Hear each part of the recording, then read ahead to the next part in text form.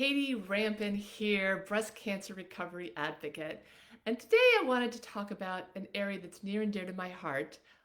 What does it mean to be your own advocate, and why is it so crucial and important for those of us, especially that are on a healing journey, may have been diagnosed with breast cancer and whatnot? Well, and I will tell you that when you learn to advocate for yourself in your areas of health, you can learn to advocate for yourself in all areas of your life. And this just came up for me like in multiple ways this week where I had to advocate for myself in that I thought I was overcharged for some stuff, which I actually was. But a lot of these things, it just occurs to me how many people don't pay any attention, right? Don't pay any attention to their bills, to their credit card bills, to the prices that they are charged for their services, even by reputable companies. Case in point, we just found out that we had these erroneous charges from Apple on our credit card bill that were actually not Apple, right? They were just these little innocuous, $2.99 charges that we didn't make. But that's a small thing. But then it goes to bigger things, like I recently put in a new car battery, and the AAA technician that put it in overcharged me, a whopping almost $100. And at the time I was like, wait, that doesn't make sense. And this was the number I was given.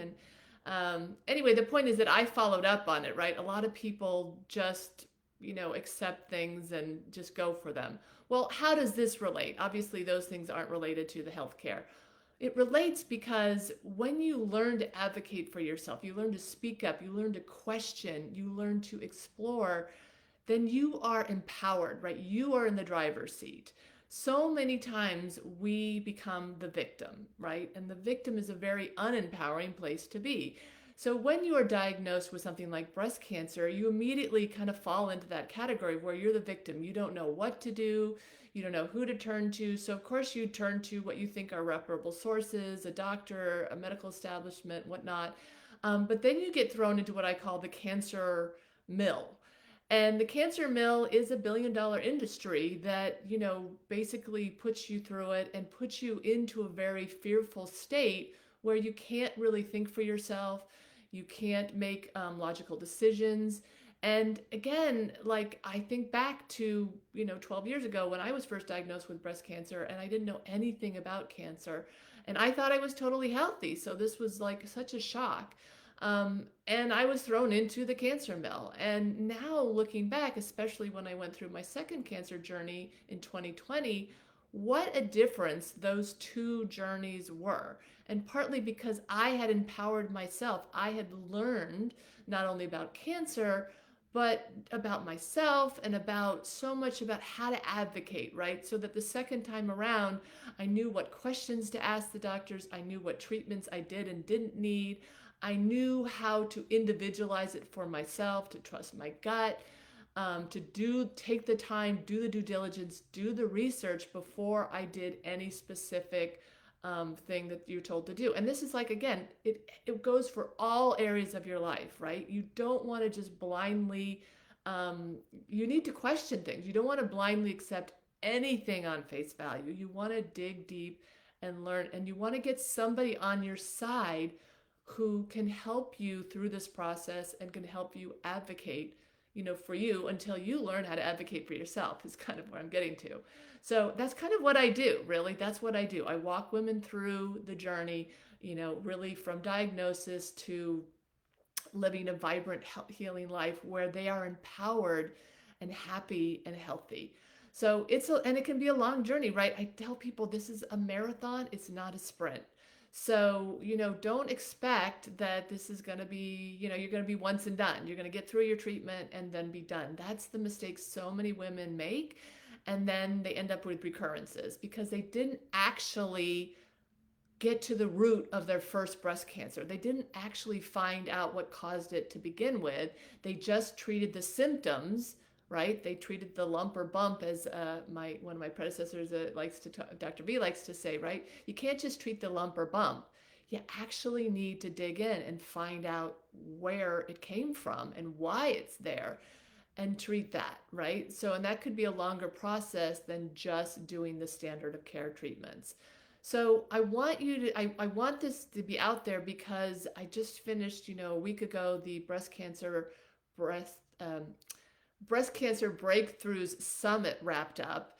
And it reminded me so much of where I was 12 years ago, when I started digging into this information. And I was so amazed at how much was out there that women don't know about. And I was like, what? Why do we not know this information? And I was compelled to start sharing it.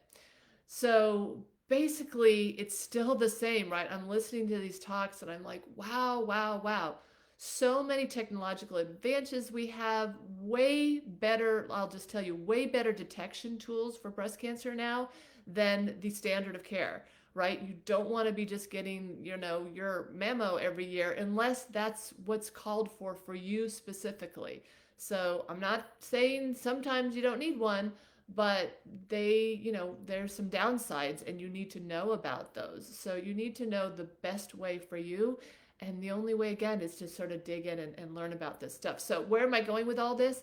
Below is a link to my link tree. Lots of free resources there, folks. Lots and lots. Nobody should go through breast cancer alone. And I'm here to make sure you don't, and to learn about all the resources that I didn't know even existed when I went through breast cancer. So please, please, please check out those links, subscribe to my newsletter, follow me on Instagram or Facebook or YouTube or whatever method you want to do, but make sure you get this information. Follow these summits, follow the people that I follow, because there's so much information that will empower you, that will teach you. Well, nobody quite does what I do in terms of teaching you to advocate for yourself, so I'll put that in my corner. But really, it's really incredible because, again, it'll start moving in other areas of your life, and you'll be empowered and you'll save money because you'll know how to advocate for the things that are right for you. So that's my big tip for today, Friday. Happy February. It's Heart Month. And again, I like to say this is the month we need to love on ourselves, right? You don't need a sweetheart to celebrate Valentine's Day because that's our self-love day. Actually, every day is self-love day. So, but anyway, just wanted to get out there why it's so important to advocate for yourself and kind of how to do that. And touch base with me, post below, engage, let me know, how do you advocate for yourself? What does that look like? What scores have you had? I just, saved myself a bunch of money. I just advocated, got some charges wiped off. Well, they're being investigated, but I'm sure they will be because they were fraudulent charges on a credit card bill. And, I just am getting a rebate from AAA, et cetera, et cetera. So please, please, please make sure you check your EOBs, check your bills, question everything. Don't click on links that you get in your emails that are trying to phishing link for information. Make sure you advocate for yourself. Make sure you protect yourself. And I will be there every step of the way to help you do just that. All right, take care, folks. I'll check in with you again soon.